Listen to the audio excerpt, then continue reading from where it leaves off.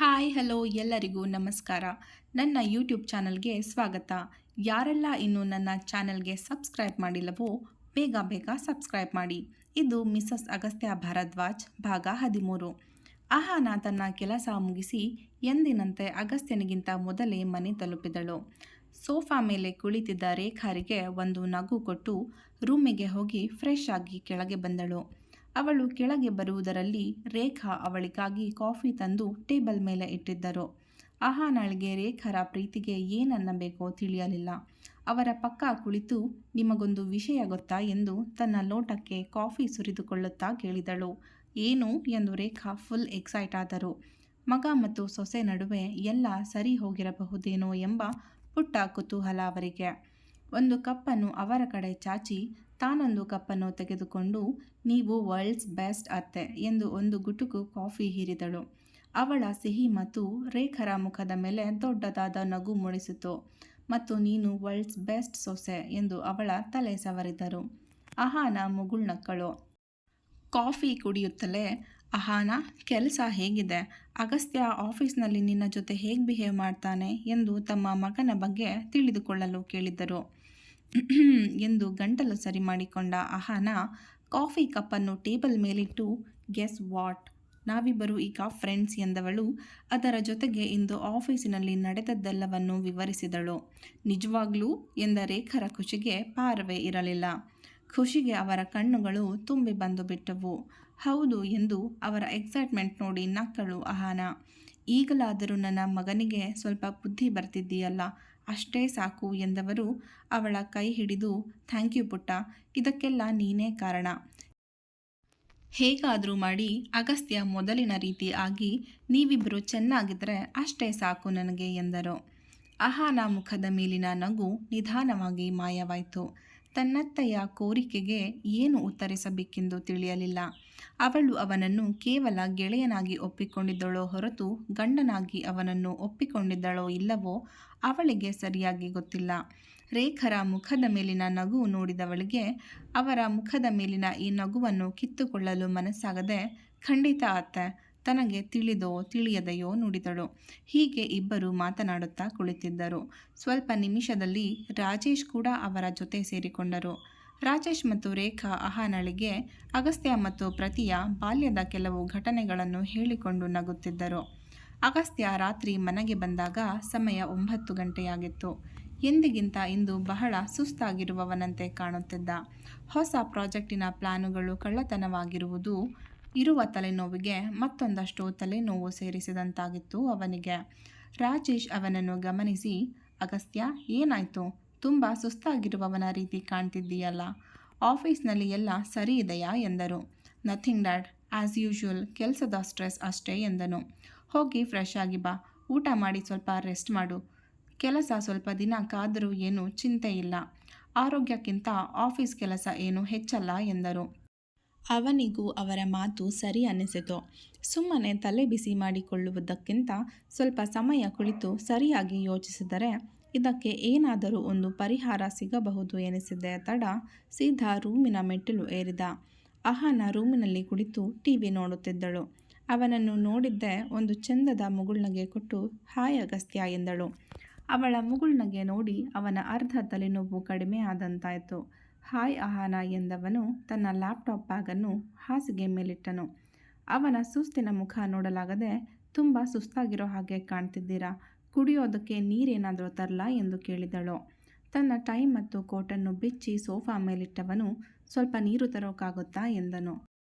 Sure ಎಂದವಳು ಕಿಚನ್ನಿಗೆ ನುಗ್ಗಿ 2 ನಿಮಿಷದಲ್ಲಿ ಒಂದು ಲೋಟ ನೀರಿನ ಜೊತೆ ಅವನ ಮುಂದೆ ಹಾಜರಿದ್ದಳು. ಶೂ ಬಿಚ್ಚಿ ಅದನ್ನು ತೆಗೆದುಕೊಂಡು ಹೋಗಿ ಒಂದು ಮೂಲೆಗೆ ಇಟ್ಟು ಬಂದವನು ಹಾಸಿಗೆ ಮೇಲೆ ತಲೆಗೂದಲಲ್ಲಿ ಕೈಯಾಡಿಸುತ್ತಾ ಕುಳಿತಿದ್ದವನ ಮುಂದೆ ನೀರಿನ ಲೋಟ ಹಿಡಿದಳು. ಥ್ಯಾಂಕ್ಸ್ ಎಂದವನು ಅಷ್ಟು ನೀರನ್ನು ಒಂದೇ ಸಲಕ್ಕೆ ಕುಡಿದ. ಪ್ರಾಜೆಕ್ಟ್ ಪ್ಲ್ಯಾನ್ ಯಾರು ಕದ್ದಿದ್ದು ಅಂತ ಗೊತ್ತಾಯ್ತಾ ಎಂದು ಕೇಳಲೋ ಬೇಡವಾ ಎಂದು ಕಂಡೇ ಕೇಳಿದಳು. ಅವನೇನಾದರೂ ವ್ಯಂಗ್ಯವಾಡಿಬಿಟ್ಟರೆ ಎಂಬ ಭಯ ಅವಳಿಗೆ.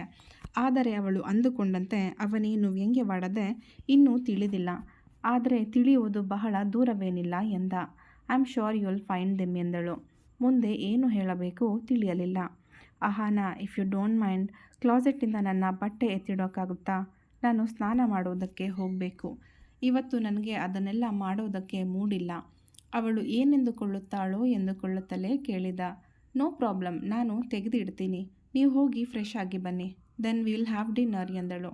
ಥ್ಯಾಂಕ್ಸ್ ಎಂದವನು ಮೊದಲು ವಾಶ್ರೂಮ್ ಹೊಕ್ಕು ದೀರ್ಘವಾದ ಸ್ನಾನ ಮುಗಿಸಿ ಬರುವುದರೊಳಗೆ ಅಹಾನ ಹಾಸಿಗೆಯ ಮೇಲೆ ಒಂದು ಶಾರ್ಟ್ಸ್ ಜೊತೆಗೆ ಟೀ ಶರ್ಟ್ ಎತ್ತಿಟ್ಟಿದ್ದಳು. ರೂಮಿನಲ್ಲೆಲ್ಲೂ ಅವಳ ಸುಳಿವಿರಲಿಲ್ಲ.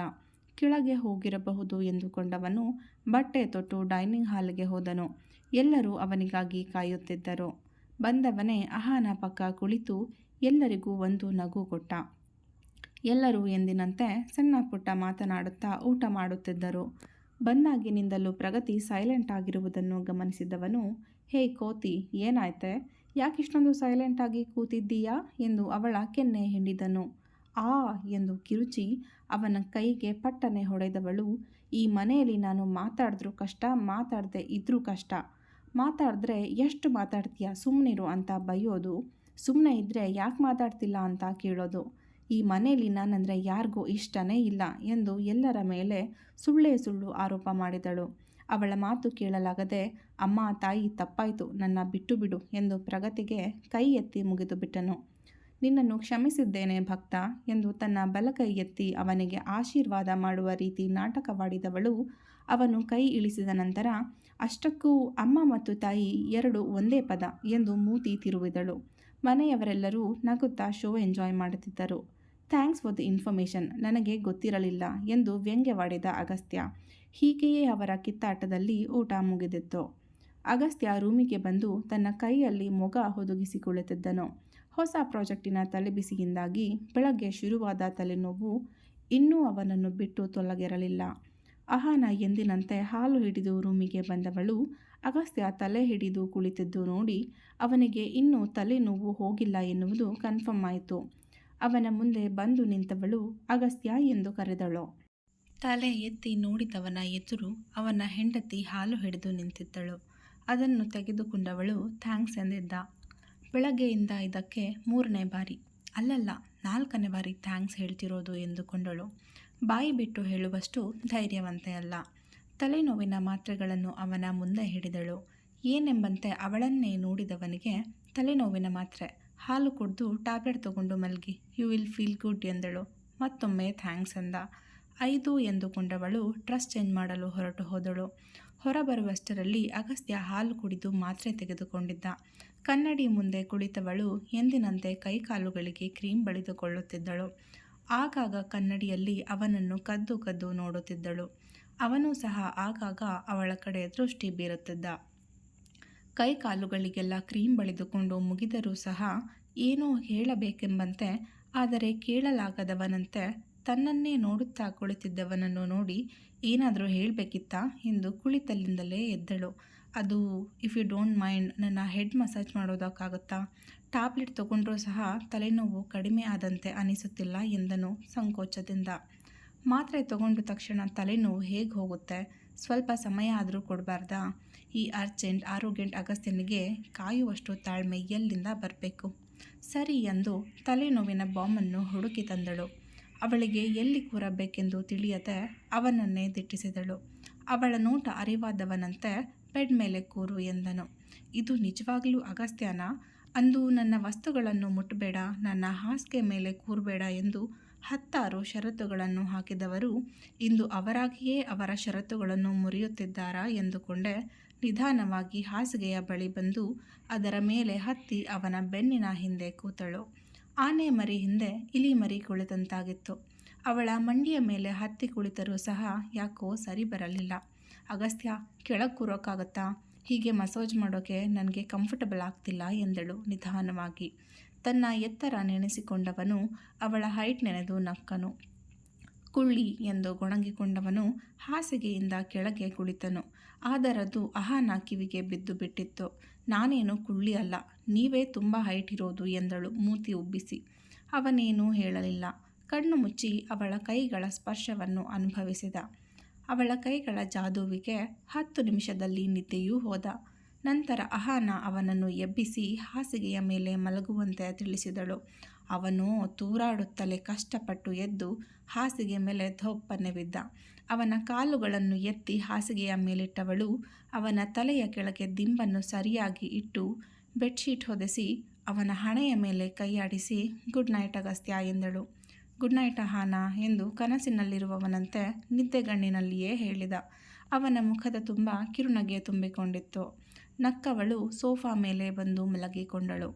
ಅಹಾನ ಬೆಳಗ್ಗೆ ಎದ್ದು ಅಗಸ್ತ್ಯನ ಹಾಸಿಗೆ ಕಡೆ ನೋಡಿದಾಗ ಬರಿದಾಗಿತ್ತು. ಪಟ್ಟನೆ ಎದ್ದು ವಾಶ್ರೂಮ್ ಹೊಕ್ಕು ಸ್ನಾನ ಮುಗಿಸಿ ಬಂದಳು. ಸಮಯ 7:30. ಕಿಚನ್ನಿಗೆ ಬಂದು ಅವನ ಪ್ರೋಟೀನ್ ಡ್ರಿಂಕ್ ತೆಗೆದುಕೊಂಡು ಜಿಮ್ ರೂಮ್ಗೆ ಹೋದಳು. ಇಂದು ಸ್ವಲ್ಪ ತಡವಾಗಿ ಎದ್ದಿದ್ದರಿಂದ ಅಗಸ್ತ್ಯನದು ಇನ್ನೂ ವರ್ಕೌಟ್ ಮುಗಿದಿರಲಿಲ್ಲ. ಡೋರನ್ನು ತಳ್ಳಿಕೊಂಡು ಒಳಗೆ ಬಂದವಳು ಅವಳ ಎದುರಿದ್ದ ದೃಶ್ಯ ನೋಡಿ ಹಾಗೆಯೇ ನಿಂತು ಬಿಟ್ಟಳು. ಮಿಸ್ಟರ್ ಅಗಸ್ತ್ಯ ಅವರು ಲೋಕದ ಪರಿವೇ ಇಲ್ಲದವರಂತೆ ಪುಷಪ್ ಮಾಡುತ್ತಿದ್ದರು. ಕೇವಲ ಶಾರ್ಟ್ಸ್ ಧರಿಸಿದ್ದವನು ಎಂದಿನಂತೆ ಶರ್ಟ್ಲೆಸ್ ಆಗಿ ಪುಷಪ್ಸ್ ಮಾಡುತ್ತಿದ್ದರೆ ಅವನ ತೋಳಿನ ಮಾಂಸಖಂಡಗಳಲ್ಲಿನ ಚಲನೆ ಕಾಣಬಹುದಿತ್ತು. ಅವನ ಸಂಪೂರ್ಣ ದೇಹ ಬೆವರಿನಿಂದ ತೊಯ್ದು ಹಣೆಯಿಂದ ಹರಿದ ಬೆವರು ನೆಲ ಸೇರುತ್ತಿತ್ತು. ಮೊದಲ ಬಾರಿಗೆ ಅಗಸ್ತ್ಯನನ್ನು ಈ ಅವತಾರದಲ್ಲಿ ನೋಡುತ್ತಿದ್ದಂತೆ ಅವಳ ಮುಖವೆಲ್ಲ ನಾಚಿಕೆಗೋ ಮುಜುಗರಕ್ಕೋ ಕೆಂಪಾಗಿ ಬಿಟ್ಟಿತ್ತು. ಎಷ್ಟೇ ಪ್ರಯತ್ನ ಪಟ್ಟರೂ ಸಹ ಅವನ ಮೇಲಿನಿಂದ ಕಣ್ಣು ಹೊರಳಿಸಲು ಸಾಧ್ಯವಾಗುತ್ತಿಲ್ಲ. ಅಗಸ್ತ್ಯ ತನ್ನ ವರ್ಕೌಟ್ ಮುಗಿಸಿ ಎದ್ದವನು ಬಾಗಿಲ ಕಡೆ ತಿರುಗಿದರೆ ಅಹಾನ ಅವನನ್ನೇ ನೋಡುತ್ತಿದ್ದಳು. ಅವಳ ಕೆಂಪಾದ ಮುಖ ನೋಡಿ ಅವನ ಹೃದಯ ಬಡಿತ ಏರಿತ್ತು. ಅವಳ ಈ ಅವತಾರಕ್ಕೆ ಕಾರಣ ಈಗ ತಾನಿರುವ ಅವತಾರ ಎಂದು ಸಹ ತಿಳಿಯಿತು.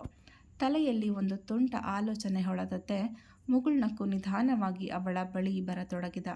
ತನ್ನ ಕಡೆಯೇ ಬರುತ್ತಿರುವ ಅಗಸ್ತ್ಯನನ್ನು ನೋಡಿ ಅಹಾನಳಿಗೆ ದಿಗಿಲಾಗತೊಡಗಿತು.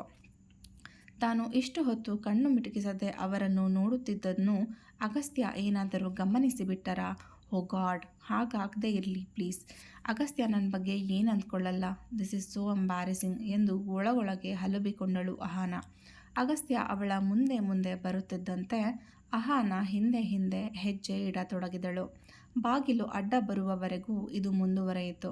ಅಹಾನ ಏನು ಮಾಡಬೇಕೆಂದು ತಿಳಿಯದೆ ತಲೆ ತಗ್ಗಿಸಿ ಕಣ್ಣು ಮುಚ್ಚಿಬಿಟ್ಟಳು. ಅವಳ ಹೃದಯ ಬಡಿತ ಹುಚ್ಚು ಕುದುರೆಯ ಓಟಕ್ಕೆ ಸಮವಾಗಿ ಬಡಿದುಕೊಳ್ಳುತ್ತಿತ್ತು. ಅಗಸ್ತ್ಯ ಅವಳ ಹತ್ತಿರ ಬಂದು ನಿಂತಾಗ ಅವನ ಸನಿಹದಿಂದ ಹುಡುಗಿಯ ದೇಹ ಬಿಸಿಯಾಗತೊಡಗಿತು. ಬಾಟಲ್ ಕೊಟ್ಟು ಹೋಗುವುದನ್ನು ಬಿಟ್ಟು ತಾನು ಯಾಕಾದರೂ ಅಗಸ್ತ್ಯನನ್ನು ನೋಡುತ್ತಾ ನಿಲ್ಲಬೇಕಿತ್ತು ಎಂದು ತನಗೆ ತಾನೇ ಮನಸ್ಸಿನಲ್ಲಿ ಬೈದುಕೊಂಡಳು. Because Agastya is hot and handsome ಎಂದಿತ್ತು ಅವಳ ಮನಸ್ಸು. ಓ ದೇವ್ರೇ, ನಾನು ಅಗಸ್ತ್ಯನ ಬಗ್ಗೆ ಹೀಗೆಲ್ಲ ಯಾವಾಗ ಯೋಚನೆ ಮಾಡೋಕ್ಕೆ ಶುರು ಮಾಡಿದೆ? ಅಹಾನ ಕಂಗಾಲಾದಳು. Good morning, thanks for this ಎಂದು ಅವಳ ಕಿವಿಯಲ್ಲುಸಿರಿ ತನ್ನ ಬಾಟಲನ್ನು ತೆಗೆದುಕೊಂಡ ಅಗಸ್ತ್ಯ ಹಿಂದೆ ಸರಿದಾಗ ಅಹಾನ ತನ್ನ ಯೋಚನೆಗಳಿಂದ ಹೊರಬಂದಳು. ನಗುತ್ತಾ ಅತಿ ಸನಿಹದಲ್ಲಿ ನಿಂತು ತನ್ನನ್ನೇ ನೋಡುತ್ತಿದ್ದವನ ದೃಷ್ಟಿಯನ್ನು ಎದುರಿಸಲಾರದೆ ಗುಡ್ ಮಾರ್ನಿಂಗ್ ಎಂದು ತಡವರಿಸಿದಳು. ಅವಳ ಕಡೆ ಒಂದು ಸ್ಮೈಲ್ ಬಿಸಾಕಿ, ರಾತ್ರಿ ಹೆಡ್ ಮಸಾಜ್ ಮಾಡಿದ್ದಕ್ಕೆ ಥ್ಯಾಂಕ್ಸ್. ತುಂಬ ದಿನಗಳ ನಂತರ ಚೆನ್ನಾಗಿ ನಿದ್ದೆ ಬಂತು ಎಂದನು. ಅವಳನ್ನು ಕಾಡಲು ನಿಂತಿದ್ದ ಅಗಸ್ತ್ಯ. ಅವನ ಮಾತುಗಳಿಂದ ಅಹಾನಾಗೆ ಈ ಮುಜುಗರ ಪರಿಸ್ಥಿತಿಯಿಂದ ಹೊರಬರಲು ಒಂದು ಒಳ್ಳೆಯ ಐಡಿಯಾ ಸಿಕ್ಕಂತಾಯಿತು. ಅದನ್ನು ತಕ್ಷಣವೇ ಜಾರಿಗೊಳಿಸಿದಳು ಕೂಡ. ಹೋ, ಹಾಗಂತ ಕೇಳೋದೇ ಮರ್ತಿದ್ದೆ. ನಿಮ್ಮ ತಲೆನೋವು ಹೇಗಿದೆ ಈಗ ಎಂದಳು. ನೀನು ಮಸಾಜ್ ಮಾಡಿದ ತಕ್ಷಣವೇ ತಲೆನೋವು ನನ್ನ ತಲೆ ಬಿಟ್ಟು ಓಡಿ ಹೋಯಿತು. ಯಾವುದೋ ಲೋಕದಲ್ಲಿ ಕಳೆದು ಹೋಗಿದ್ದವನಂತೆ ನುಡಿದ. ಅಹಾನ ಅಗಸ್ತ್ಯ ನಿನ್ನ ಜೊತೆ ಫ್ಲರ್ಟ್ ಮಾಡ್ತಿದ್ದಾನೆ ಎಂದಿತು ಮನಸ್ಸು. ಶಟ್ ಅಪ್, ಹಾಗೇನೂ ಇಲ್ಲ ಎಂದು ಅದಕ್ಕೆ ಬೈದು ಸುಮ್ಮನಾಗಿಸಿದಳು. ಒಳ್ಳೆಯದು, ಹಾಗಾದರೆ ನಾನು ಹೋಗಿರ್ತೀನಿ ಎಂದವಳು ತಿರುಗಿ ನೋಡದೆ ಅಲ್ಲಿಂದ ಗಡಿಬಿಡಿಯಲ್ಲಿಯೇ ಓಡಿ ಹೋದಳು. ಓಡಿ ಹೋದವಳನ್ನೇ ನೋಡುತ್ತಾ ನಿಂತವನಿಗೆ ನಗು ತಡೆಯಲಾಗಲಿಲ್ಲ. ಜೋರಾಗಿ ನಕ್ಕು ಬಿಟ್ಟ.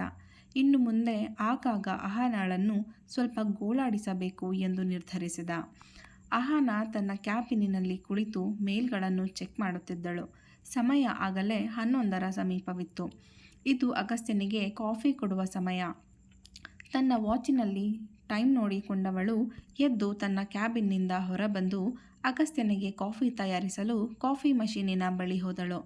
ಕಾಫಿ ಮಾಡಲು ಇಟ್ಟು ಹಾಗೆ ನಿಂತಿದ್ದವಳ ಎದುರಿಗೆ ಯಾರೋ ನಿಂತಂತಾಗಿ ತಲೆ ಎತ್ತಿದಳು. ಅವಳ ಎದುರು ನಿಂತಿದ್ದವಳು ರಿಸೆಪ್ಷನಿಸ್ಟ್ನಲ್ಲಿ ಇರುತ್ತಿದ್ದ ಅದೇ ಹುಡುಗಿ. ಮುಖದ ತುಂಬ 1 ಇಂಚು ಮೇಕಪ್ ಬಳಿದುಕೊಂಡು ಪೇಂಟ್ ಹೊಡೆದಂತೆ ತುಟಿಗೆ ಲಿಪ್ಸ್ಟಿಕ್ ಹಚ್ಚಿ ಇರುವ 5 ಅಡಿಗೆ 5 ಇಂಚಿನ ಹೀಲ್ ಚಪ್ಪಲಿ ಧರಿಸಿ ಬಹಳವೇ ಟೈಟ್ ಎನಿಸುವಂಥ ಸ್ಕರ್ಟ್ ಮತ್ತು ಶರ್ಟ್ ಧರಿಸಿದ್ದವಳು ಅಹಾನಾಳನ್ನೇ ಮೇಲಿನಿಂದ ಕೆಳಗೆ ಒಮ್ಮೆ ದಿಟ್ಟಿಸಿದಳು. ತನಗಿಂತ ಚೆನ್ನಾಗಿರುವ ಸಹಜ ಸುಂದರಿ ಅಹಾನಾಳೆಂದರೆ ಅವಳಿಗೇನೋ ಒಂದು ರೀತಿಯ ಹೊಟ್ಟೆಯುರಿ. ಆಫೀಸಿನಲ್ಲಿ ತನಗಿರುವ ಅಟೆನ್ಷನ್ ಎಲ್ಲಿ ಕಡಿಮೆ ಆಗಿಬಿಡುವುದೋ ಎಂಬ ಇನ್ಸೆಕ್ಯೂರಿಟಿ ಅವಳಿಗೆ. ಅವಳ ದೃಷ್ಟಿ ಅಹಾನಳಿಗೆ ಬಹಳವೇ ಮುಜುಗರ ಉಂಟು ಮಾಡಿತು. ತನ್ನ ಬಟ್ಟೆಗೆ ಏನಾದರೂ ಆಗಿರಬೇಕು ಎಂದುಕೊಂಡು ಬಟ್ಟೆಯನ್ನೊಮ್ಮೆ ನೋಡಿಕೊಂಡಳು. ಆದರೆ ಆ ರೀತಿ ಏನೂ ಇರಲಿಲ್ಲ. ಮುಖದ ಮೇಲೆ ಏನೋ ಆಗಿರಬೇಕೇನೋ ಎಂದುಕೊಂಡು ಮುಖವನ್ನೆಲ್ಲ ಮುಟ್ಟಿ ನೋಡಿಕೊಂಡಳು. ಎಲ್ಲವೂ ಸರಿಯಾಗಿಯೇ ಇದೆಯಲ್ಲ ಎಂದುಕೊಂಡಳು. ಆದರೂ ಸಹ ತನ್ನ ಮೇಲಿನಿಂದ ದೃಷ್ಟಿ ಹೊರಳಿಸದೆ ತನ್ನನ್ನೇ ದಿಟ್ಟಿಸುತ್ತಿದ್ದವಳ ನೋಟದ ಹರಿತವನ್ನು ತಡೆಯಲಾರದೆ, ಎಕ್ಸ್ಕ್ಯೂಸ್ ಮೀ, ಯಾಕೆ ನನ್ನನ್ನು ಹಾಗೆ ನೋಡ್ತಿದ್ದೀರಾ ಎಂದಳು. ನನ್ನ ಬಳಿ ಇಲ್ಲದ್ದು ನಿನ್ನಲ್ಲಿ ಏನಿದೆ ಅಂತ ನೋಡ್ತಿದ್ದೀನಿ ಎಂದಳು. ತನ್ನೆದೆಯ ಮೇಲೆ ಕೈಕಟ್ಟಿ ನಿಂತು. ಅವಳ ಮುಖದ ಮೇಲೆ ಅಹಂಕಾರ ತಾಂಡವವಾಡುತ್ತಿತ್ತು. ಅವಳ ಮಾತು ಅಹಾನಳಿಗೆ ಅರ್ಥವಾಗಲಿಲ್ಲ. ವಾಟ್ ಡು ಯು ಮೀನ್ ಎಂದಳು ಅನುಮಾನದಲ್ಲಿಯೇ. ನಾನು PA ಪೋಸ್ಟಿಗೆ ಇಂಟರ್ವ್ಯೂ ಕೊಟ್ಟಾಗ ನನ್ನನ್ನು ಸೆಲೆಕ್ಟ್ ಮಾಡದೆ ರಿಜೆಕ್ಟ್ ಮಾಡಿದರು. ಆದರೆ ನಿನ್ನಲ್ಲಿ ಏನಿದೆ ಅಂತ ನಿನ್ನನ್ನು ಎಕ್ಸೆಪ್ಟ್ ಮಾಡಿದರು ಅಂತ ನನಗೆ ಗೊತ್ತಾಗ್ತಿಲ್ಲ. Tell me, how did you get this job? ಈ ನಿನ್ನ ಗೌರಮ್ಮನ ಅವತಾರ ನೋಡಿದರೆ ಯಾರೂ ಕೂಡ ನಿನ್ನನ್ನು ಕೆಲಸಕ್ಕೆ ತಗೊಳ್ಳೋಕ್ಕೆ ಸಾಧ್ಯವಿಲ್ಲ. ಅದರಲ್ಲೂ ಈ ಕಂಪನಿಗೆ ಬಾಸ್ PA ಆಗಂತೂ ಸಾಧ್ಯವೇ ಇಲ್ಲ. ನಿಜ ಹೇಳು, ನೀನು ರೆಕಮೆಂಡೇಶನ್ ಮೇಲೆ ಬಂದಿದ್ದು ತಾನೇ ಎಂದಳು. ಇಷ್ಟು ಹೊತ್ತು ಅವಳ ತಲೆಬುಡವಿಲ್ಲದ ಮಾತುಗಳನ್ನು ಕೇಳಿಸಿಕೊಂಡ ಅಹಾನಾಳ ತಾಳ್ಮೆ ಸತ್ತು ಹೋಗಿತ್ತು. ತಾನು ಅಷ್ಟು ಕಷ್ಟಪಟ್ಟು ಇಂಟರ್ವ್ಯೂಗೆ ತಯಾರಿ ನಡೆಸಿ ಅದನ್ನು ಕ್ಲಿಯರ್ ಮಾಡಿದ್ದರೆ ಇವಳ್ಯಾರೋ ಬಂದು ರೆಕಮೆಂಡೇಶನ್ ಮೇಲೆ ಬಂದಿದ್ದ ಎಂದರೆ ಎಷ್ಟು ಕೋಪ ಬರಬೇಡ. ಅಹಾನ ಮುಗ್ಧೆ ಎಂದುಕೊಂಡು ತನ್ನ ನಾಲಿಗೆಯನ್ನು ಇಷ್ಟುದ್ದ ಹರಿಬಿಟ್ಟವಳಿಗೆ ತಾನ್ಯಾರೆಂದು ತೋರಿಸಲು ನಿಂತಳು ಅಹಾನ. ಮಿಸ್ ಎಂದು ಅವಳ ಹೆಸರು ತಿಳಿಯದೆ ಕೇಳಿದಳು. ಇಡೀ ಆಫೀಸಿನ ಹುಡುಗರ ಹಾರ್ಟ್ ಬೀಟ್ ಆಗಿರುವ ತನ್ನ ಹೆಸರು ಅವಳಿಗೆ ತಿಳಿದಿಲ್ಲ ಎಂಬುದೇ ಅವಳ ಅಹಮ್ಮಿಗೆ ಪೆಟ್ಟು ಕೊಟ್ಟಂತಾಯಿತು. ಡಯಾನಾ, ಸೌಂದರ್ಯಕ್ಕೆ ಇನ್ನೊಂದು ಹೆಸರು ಎಂದು ಜಂಬದಲ್ಲಿ ನುಡಿದವಳು ತನ್ನ ಬಲಭುಜದ ಮೇಲಿನ ಕೂದಲನ್ನು ಸ್ಟೈಲಾಗಿ ಹಿಂದೆ ತಳ್ಳಿದಳು. ಸೋ ಮಿಸ್ ಡಯಾನಾ, ಒಬ್ಬರ ಬಗ್ಗೆ ಸರಿಯಾಗಿ ತಿಳಿದುಕೊಳ್ಳದೆ ಅವರನ್ನು ಜಡ್ಜ್ ಮಾಡೋದಕ್ಕೆ ನಿಮಗ್ಯಾರು ರೈಟ್ಸ್ ಕೊಟ್ಟಿದ್ದು ಎಂದಳು ಅಹಾನ ತನ್ನ ದೃಷ್ಟಿಯನ್ನು ತೀಕ್ಷ್ಣವಾಗಿಸಿ. ಅವಳ ಮುಖ ಈಗ ಗಂಭೀರವಾಗಿತ್ತು. ಇಂದು ಅವಳಿಗೆ ಒಂದು ಪಾಠ ಕಲಿಸಲೇಬೇಕು ಎಂದು ನಿರ್ಧರಿಸಿ ಬಿಟ್ಟಂತಿತ್ತು ಅವಳ ಮಾತು. ನಿನ್ನಂಥವರನ್ನು ಜಡ್ಜ್ ಮಾಡಲು ನನಗ್ಯಾರ ಪರ್ಮಿಷನ್ ಬೇಡ. ನಿನ್ನನ್ನು ನೋಡಿದರೆ ನಿನ್ನ ಯೋಗ್ಯತೆ ಏನೆಂದು ತಿಳಿಯುತ್ತೆ.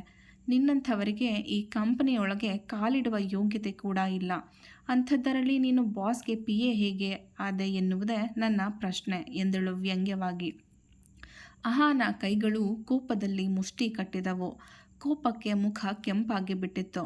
ಆದರೆ ಈ ಪರಿಸ್ಥಿತಿಯನ್ನು ಕೋಪದಲ್ಲಿ ನಿಯಂತ್ರಿಸಲು ಸಾಧ್ಯವಿಲ್ಲ ಎಂಬುದು ಅವಳಿಗೆ ತಿಳಿಯದ ವಿಷಯವೇನಲ್ಲ. ತಾನಿನ್ನೂ ಆಫೀಸಿಗೆ ಸೇರಿ ನೆಟ್ಟಗೆ 1 ವಾರ ಕೂಡ ಆಗಿಲ್ಲ.